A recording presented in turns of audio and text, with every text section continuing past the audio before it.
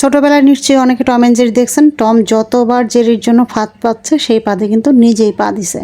তো বাস্তব জীবনেও আপনি যখন অন্যের জন্য কুয়াটা খুঁড়তে থাকবেন বা অন্য একজনকে বহিষ্কার করার জন্য রাস্তা তৈরি করতে থাকবেন, সেই একই রাস্তায় আল্লাহ আপনাকে আরও ভয়ঙ্করভাবে ফেলবে। আর এগুলো না আসলে কার্টুন বা বাস্তব চিত্র, এগুলো এরকম কিছু না, সারা জীবন ভরে হয়ে আসতেছে, অতীত থেকে হয়ে আসতেছে, পৃথিবীর একদম জন্মের সূত্র লগ্ন থেকে আজ পর্যন্ত এটা বিদ্যমান।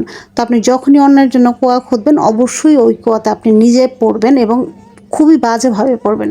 আসসালামু আলাইকুম, সবাই কেমন আছেন? আশা করতেছি ভালো আছেন। অনেক দিন পরে, অনেক দিন বলবো না, অনেক মাস বা বছরই বলেন না কেন, যে আমি আপনাদের জন্য আবার সেই আমার কুকিংয়ের লং ভিডিও নিয়ে আসছি। তো একটা সময় যেটা আমার সবচাইতে পছন্দের কাজ ছিল সেটা হইতেছে বড় ভিডিও করা। আর বড় ভিডিও করা যেমন পেজের জন্য ভালো, তেমন হতেছে নিজের মনেও একটা মানসিক শান্তি থাকে।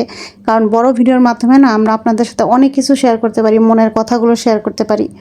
আর ছোট ছোট ভিডিওতে আসলে ওরকম হয়ও না। আর ইদানিং মানুষের সময় খুব কম, যার কারণে আমরা খুব শর্টকাট ভিডিও তৈরি করি। আর বড় ভিডিওর ক্ষেত্রে দেখা যায় যে ভয়েস দেওয়া, এডিটিং করা, এগুলো নিয়ে না আমরা অনেক বেশি প্যারা খাই। তো যাই হোক, আজকে যে শুরুর দিকে যেই কথাগুলো বললাম, এগুলো না আসলে বাস্তব অভিজ্ঞতা থেকেই বললাম। মানুষ অনেক সময় অনেকভাবেই আমাকে হেয় প্রতিপন্ন করার জন্য অনেক রকম ট্রাই করছে।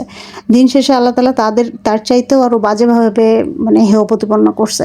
তো যারাই এই কাজগুলো করেন বা করতে চান, বা একটা মানুষ সম্পর্কে একটা ভ্রান্ত একটা ধারণা নিয়ে থাকেন, ফালতু একটা ধারণা নিয়ে থাকেন যে এই মানুষটা এমন, তার সম্পর্কে না যায় না, তখন না বিষয়টা আসলে খুব হাস্যকরও হয়, অনেক সময় দুঃখজনকও লাগে যে মানুষ আমাকে নিয়ে এগুলো কী চিন্তা করে। তো যাই হোক, মানুষের তো আর কাজ নেই, তারা তো এই ধরনের চিন্তা ভাবনা করবেই। আর আমরা ছোটোবেলা থেকে যে নীতিবাক্য, নীতি কথা, এগুলো যে শুনে আসি, এইসব কথাগুলো তারাই বেশি প্রয়োগ করে যারা নিজেরাই হইতেছে অনৈতিক কাজ করে।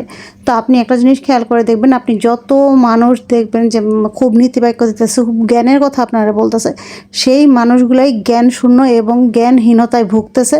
উল্টা তারা আপনাকে বাস দেওয়ার জন্য সুন্দর মতো প্ল্যানিং করে রাখছে যাতে আপনি যে বাস খান।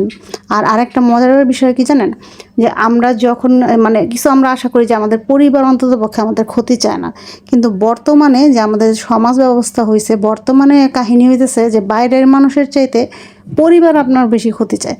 সবার চাইতে পরিবার আগে হলে আপনার আগে আসবে ক্ষতি করার জন্য, তারপরে হইতেছে বাইরের মানুষ, তারপরে হইতেছে আদার্স অন্যান্য বা যাই বলেন না কেন। কিন্তু সর্বপ্রথম ফার্স্ট প্রায়োরিটি লিস্টটা আপনি আপনার পরিবারে দিয়ে রাখেন, কারণ এরা কোনোদিনও আপনার ভালো চাবে না, কোনোদিন সম্ভবও না। তো যাই হোক, আমি না এত পরিমাণ প্যানিক আর এত পরিমাণ রাগ হচ্ছে, আসলে ব্যক্তিগত জীবনে অনেকটাই ফ্রাস্ট্রেটেড। অনেক ক্ষেত্রে দেখা যায় যে আমরা ভিডিওর মাধ্যমে সেগুলো প্রকাশ করি, অনেক সময় কথা বলার মাধ্যমে। তো আমার না অন্যের জীবন না কিউরিওসিটি নেই, আমার নিজের জীবনের সাথে যখন যা ঘটে আমি সেটাই মানুষের সাথে শেয়ার করি। এবং সব যে শেয়ার করি বিষয়টা হলো সেরকমও না, ছোটোখাটো কিছু বিষয় যেগুলো আমার খুব কষ্ট লাগে, আমার মনে আঘাত পাই, আমি হয়তো তাদেরকে উদ্দেশ্য করি না বা তাদের মিন করি না, কিন্তু এই কথাগুলো আমার ভিতরে খুব কাঁদায় যে কেন করে এগুলো, কিসের কি, কোনো উদ্দেশ্য ছাড়া তারা যে এই কাহিনীগুলো করে। দিন শেষে আমার কি ক্ষতি হয়েছে? আমার তো কোনো ক্ষতি হয় নাই, কারণ আল্লাহ তাআলা না ছিল তো দুনিয়াতে কারো পক্ষেই সম্ভব না একটা মানুষের ক্ষতি করা। তো যাই হোক, বগর বগর করতে করতে আমার ভিডিও প্রায় লাস্ট পর্যায়ে। তো আপনাদের কাছে ভিডিওটা কেমন লাগলো অবশ্যই জানাবেন। আর সত্যি বাস্তব জীবনে মানুষের এই ধরনের মানুষের অভাব নেই। তো আল্লাহ তাআলা এদের সবাইকে নিয়ে খায়ের দান করুক। আর ইদানিং আমি ভাবতেছি যে আপনাদের সাথে বড় ভিডিও শেয়ার করবো, আপনাদের কেমন লাগে আমাকে জানাবেন। আর অবশ্যই আমার পাশে থাকবেন। আর হ্যাঁ, সম্পূর্ণ ভিডিওটা দেখে তারপর আমাকে কমেন্ট করবেন। তো সবাই ভালো থাকবেন, সুস্থ থাকবেন। আজকে